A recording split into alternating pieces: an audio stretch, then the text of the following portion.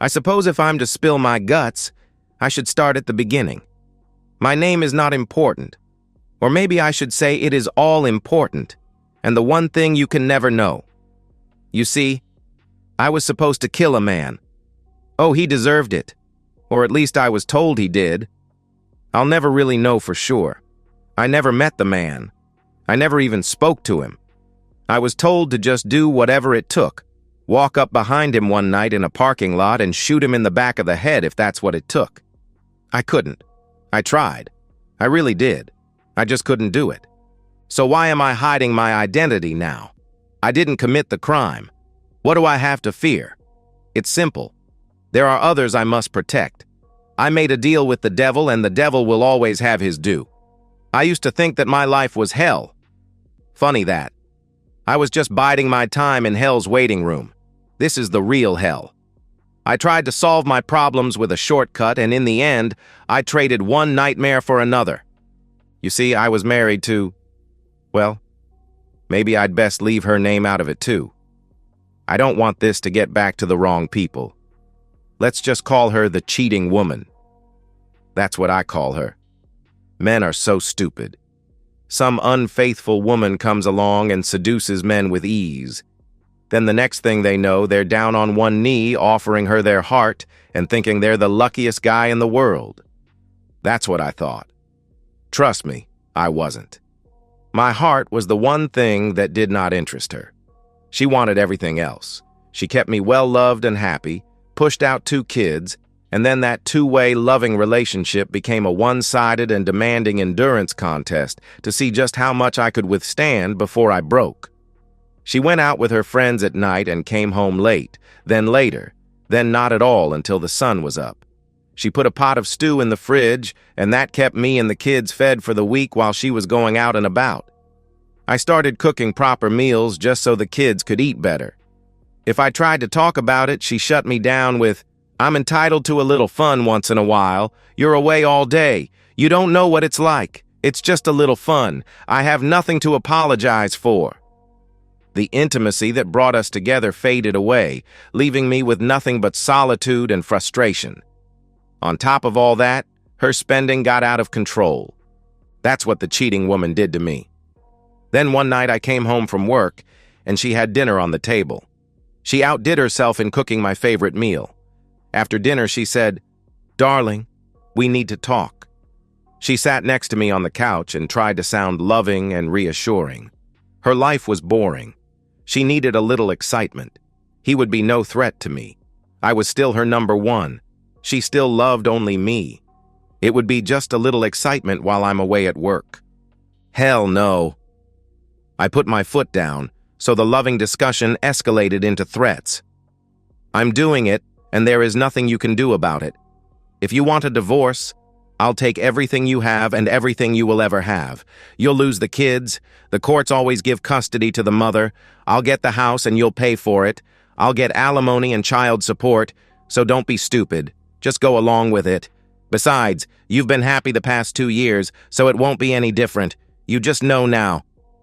I took the first opportunity I had to sit with a divorce lawyer, and he basically confirmed everything. It was a no-fault state. Even if I got evidence of her adultery, it wouldn't matter much. She would get the kids, and I would pay for her to raise them. I could embarrass her with her friends and family, but her friends were no better than she, and God only knows what her family was really like. I thought I knew them, but I thought I knew her. I couldn't let her raise the kids by herself. She was toxic. She treated the kids no better than she treated me, and if left on her own, she would poison those lovely, gentle souls and ruin their lives forever. I couldn't let that happen. My back was against the wall, and I thought it couldn't get any worse. I was wrong. I came home from work about a week later, and I found her entertaining her lover in our bed. He was younger than me and bigger in every way. If I charged him, he would just beat me to a pulp. "Oh, get out, would you? Wait downstairs. I'll be along soon enough," she screamed. "Cheating woman! No, that will not do. It will not do at all. The cheating woman has to pay." She informed me that I needed to get used to it. The motel bills were too expensive and completely unnecessary. She was going to have an affair with him in my home, and that was that. No, she wasn't. She damn well was not. Who was I kidding? Anything I did to stop them would either land me in jail or the hospital. Both paths led to divorce, and that meant poverty. I packed a bag and left, a fine lot of good that did me. I stewed for a few days and got nowhere. I finally called a friend, I'll call him Jack, who had been married to a horrible woman. Then one day his wife just up and left. A year later, he got an uncontested divorce. I figured if anyone could help me, he could. We met for a beer in a quiet bar, and this is what he told me. What I tell you stays between us. Do you understand me? You never tell a living soul. Tell me that you understand. I nodded. I understand. Jack leaned in. Swear. I swallowed hard. I swear. Jack's voice dropped lower. My wife didn't just disappear. I made her disappear. It took a minute for that to sink in. I stared at him. Are you telling me you eliminated her? Jack shook his head. Number I had her killed. He was serious. Whether he did it or he had it done, I was sitting with a man who took his wife's life. I couldn't help myself. I admired this man. I leaned in. How? Jack gave me a long, serious look. Are you sure you want to know? Once you hear this, there's no turning back. It's a contract. Once you commit, you have to see it through. I didn't hesitate. I have nothing to lose. Jack shook his head. That's what everyone thinks, until they realize just how much they actually do have to lose. Once you're in, there's no backing out. I steeled myself. Tell me. Jack exhaled and lowered his voice. You meet one time face to face, that's it. Nothing is written down. But once the deal is made, it's final. And if you try to back out, there's a price to pay. I swallowed hard. How does it work? Jack leaned in closer. You place an ad in the personals section of the LA Times. It should read, Sad man seeking relief from grief. Then you leave a P.O. box where you can be reached. I furrowed my brow. And then? Jack's expression didn't change. Then, nothing. One day someone will approach you. Maybe by your car. Maybe in a coffee shop. There's no set plan. It just happens. He leaned in slightly. He'll say, Are you? You say, Yes. Then he'll ask, Are you looking for relief from your grief? And again, you say, Yes. Jack paused for emphasis. Then, he invites you to take a walk. That's when you decide. Either you strike a contract, or you walk away. I hesitated. What's the contract? Jack's voice was calm, almost too calm. Your wife will be taken care of. Either she dies, or she disappears. And when it happens, it'll look like an accident. I sat there, staring at nothing. I truly hated her. How do I pay for it? I finally asked. Jack gave a small smirk. That part's easy. A little money. And your soul. I scoffed. Are you telling me I'm making a deal with the devil? Come on, don't mess with me.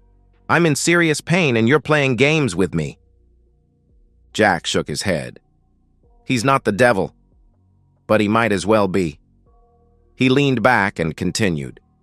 You'll be told to buy something, an antique, a painting, maybe even a boat. Whatever it is, you'll pay way too much for it. The antique will be a fake, the painting a forgery, the boat will probably sink. If anyone asks, you just got scammed. I frowned. That doesn't sound so bad. Jack held up a hand. I'm not finished. These people are professionals, but they're more like accountants than killers. You pay them, and your wife disappears. But about a year later, they come back, for the second half of your debt. I narrowed my eyes. What do you mean? Jack's voice was steady, almost too calm. They'll have another job. Maybe it's a cheating wife, maybe an abusive husband. Either way, someone needs to die, and that's when you pay them back. I felt my stomach twist. Are you saying? Jack nodded. Yes. They tell you who the target is, and you're the one who pulls the trigger. That's how this works. The only reason you get your wife taken care of is because someone else before you agreed to do the same. I sat there, my mind spinning. It felt like time had stopped. This wasn't just a one-time thing. This was forever. I wasn't just making a choice. I was selling my soul. The only way out of my nightmare was to embrace something even darker. I exhaled, my throat dry. I need to think about this. Jack's stare hardened. Yes, you do. But understand me. This is a contract. There's no changing your mind. If you back out, you become a liability, and they don't accept liabilities. I swallowed. I understand. Jack's voice was firm. Do you? I hesitated, then nodded. Yes. Now I've told you everything, and we will never speak of this again. The next time you see me, you smile, buy me a beer, and we talk about the game. I never need to know what you decide. Don't ever tell me. If anything ever happens to her, I'll just assume it's a happy coincidence. Don't ask me anything else ever again. Do it or don't do it. We never talk about this again. I thought for a time, took a sip of my beer, and said, Who do you think is going to win the series this year? And that was that about that, except for one thing. As my friend walked away, I noticed the missing finger on his left hand. I remember when it happened. He said he lost it to the lawnmower blade about a year after his wife disappeared. If I wasn't sober before that, I was then. I went home the next day and interrupted the cheating woman with her lover. She yelled at me. He smirked. I tasered him. That shut her up. I dragged his naked body by his heels down the stairs to the front door, then down the cement steps and onto the front yard with his head bouncing on every step as we went. I felt pretty good, but it didn't last. He pressed assault charges and the cheating woman testified against me. I did 90 days in the county lockup. When I got out, I was served with divorce papers, and it all went down pretty much as she predicted. I wound up living in a one-room efficiency apartment while I paid the mortgage on a 3-bedroom home, along with child support and alimony. I was kept away from my kids because I was deemed violent and dangerous. So there I was. The cheating woman had kept her promise. She took it all. Worst of all, I loved my kids, and I was deathly afraid of how they would grow up under her example. For their sake, I had to act. I took out an advertisement in the LA Times, sad man seeking relief from grief, and I left a P.O. box where I could be reached. Time passed, and nothing happened. Then, one day as I ate my lunch in the park, a man walked up behind me. He said, "Are you?" I said, "Yes." He said, "Are you looking for relief from grief?" I said, "Yes." Then he invited me to take a walk with him. I studied the man in front of me. "Are you a cop?" He shook his head. "No." I raised an eyebrow. "Aren't you going to ask me the same thing?" He didn't flinch. "No. We've done our homework. We know exactly who you are and what your problem is." I hesitated. "Do you want to know who told me how to find you?" He gave a small smirk. "No. We have a pretty good idea. But it doesn't matter either way." I frowned. "Is he in trouble?" His expression darkened. "No. Word of mouth is how our business operates. But understand this. If the wrong word reaches the wrong person, that creates a problem. And when we have a problem, we clean it up. Fast." A chill ran down my spine. I had no doubt he meant every word. I took a deep breath.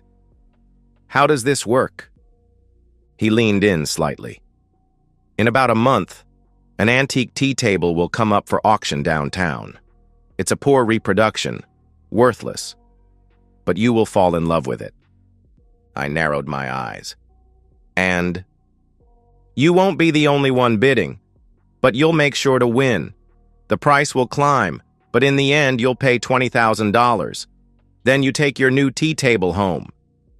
I paused, trying to process it. That's it? He tilted his head. You were told there are 2 installments, right? I swallowed. Yeah. The man's voice remained steady. You keep your P.O. box. In about a year, you'll receive an envelope. Inside will be your instructions. You'll be expected to complete the contract. I swallowed hard. And if I don't? His expression didn't change. All contracts must be fulfilled. If you don't do it, we will. But that also means tying up loose ends. Anyone who fails to complete their part becomes a loose end. I hesitated. Can I at least be sure that the second target deserves it? He nodded slightly. We don't take contracts for convenience, profit, or petty revenge. Our founders believed in making the world a better place, and we still follow that standard. But make no mistake, you won't have a choice. Once you say yes, the contract is final. Right now is your last chance to walk away. Say no, and you'll never hear from me or my associates again. Say yes, and you will see it through. My throat felt dry. How do I make the contract official? His answer was simple. You buy the table, that's it. I exhaled. It's my ex-wife. She's truly evil, and God only knows what she's doing to my kids. He gave me a knowing look. Yes, we know. Like I said, we do our homework. I sat there, staring at nothing. My mind reeled at what I had just agreed to. When I finally looked up, the man was gone. I was alone. The auction was still 2 weeks away when I got a call from my kids. They were in my son's room, and both he and my daughter were on the call. Mommy has a strange man in her bedroom, and we're scared. He's mean. He told Cindy that he can't wait for her to grow up. What does he mean, Daddy? I was livid. I wanted to kill the cheating woman and anyone with her. I told them to lock their bedroom door, and then I called my brother. I couldn't go over there or I'd get arrested, but he could. He went and knocked on the door until the cheating woman finally answered it. She was angry. Who cares? My brother tried to play it cool, asked if the kids were there, and offered to take them for the night. She told him to bug off. He never saw or heard the guy, so he couldn't testify that anyone other than the cheating woman and my kids were there. I wanted to call child services, but I couldn't prove anything. Plus, I was deemed dangerous, so would they even listen to me? My kids called 2 more times after that. My brother and my sister went to the house. The cheating woman threatened to call the cops if they didn't leave. They never saw or heard anything they could testify to in court. A man under that kind of pressure makes bad decisions. I bought the table. God help me. But I bought the damn table, and from that moment on, my fate was sealed. 6 weeks later, after getting numerous calls from my kids, I had a knock on my front door. 2 uniformed cops were standing there. I opened the door, thinking the cheating woman had called them, and they said, "Are you?" I say, "Yes." They say, "Can you account for your activities for the past 6 hours?" I say, "I was at work until almost 6, then went to the food store for a few things, and I've been sitting here since." "Why are you asking?" They say, "Can anyone verify you were here?" I say, "My brother called about 90 minutes ago, and we talked. You can check with him." "What is this all about?" They say, "It's your ex-wife. Someone broke into her house tonight. We regret to inform you that she is dead." I was stunned. I motioned for them to come in, and I sat down on the couch. For a time, I forgot they were there. I just sat there, thinking about that discussion months before, looking at that damn table, and I broke down and cried. "That's right," I cried. They weren't tears of joy. I didn't laugh, and I didn't celebrate. She was an evil, cheating woman, but I felt a weight on my shoulders, the likes of which I had never felt before. "What about my kids? Are they all right?" I asked. "Yes, sir. Apparently they were upstairs doing their homework and never knew what was happening. Your daughter came downstairs and found her mother. She's pretty shaken up. I've got to go to her." Then I remembered the protection order. "You have to help me. I beat up my ex-wife's boyfriend when she brought him into our home. It was back before we were divorced.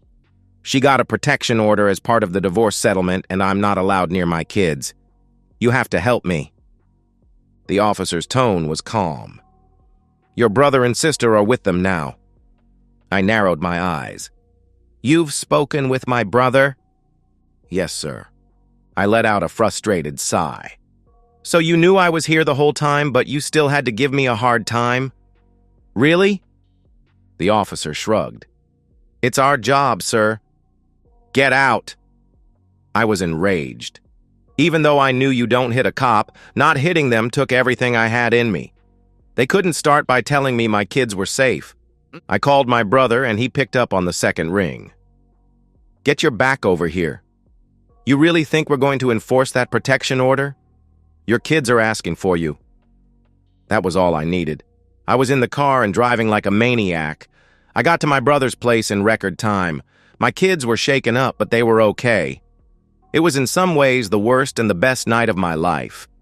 We went to a lawyer and he filed the papers. Child Services interviewed my kids, and the judge lifted the protection order. I had my kids back. I cleaned up the house and we moved back. I tore up the carpets, painted the walls, and did everything I could to make it a different house than the one where my wife was killed. I tried to erase the memories from my children's minds. I got them therapy. My brother and sister wanted me to go, and for a time I did. But I could never tell the therapist what was really bothering me. What bothered me was the calendar. Week by week, month by month, I knew what was coming. Week after week, I went to the P.O. box and checked my mail. Week after week, the box was empty. I started telling myself they'd forgotten me, but I knew better. About a year after my wife's death, there was a large manila envelope in my box with no return address. I took it to the car, opened it, and read my assignment. It said that he beat his first wife and had a fondness for children. His second wife had two, a boy and a girl. Maybe it was true, maybe it wasn't. I don't know. They knew exactly what to tell me. His routine habits were all documented. There were pictures. It told me where he worked, where he drank, even what he drank, and the roads he drove to and from work. It even told me his girlfriend's name and where she worked. On top of everything else, he was a cheater. Last, there were even some suggestions about how to get it done. It was your basic how to eliminate a man manual. They thought of everything. They gave me a month to get it done. I studied it. I planned. I tried to run him down one night when he was coming out of the bar, but I swerved at the last moment. I thought about buying a gun, but I couldn't do it.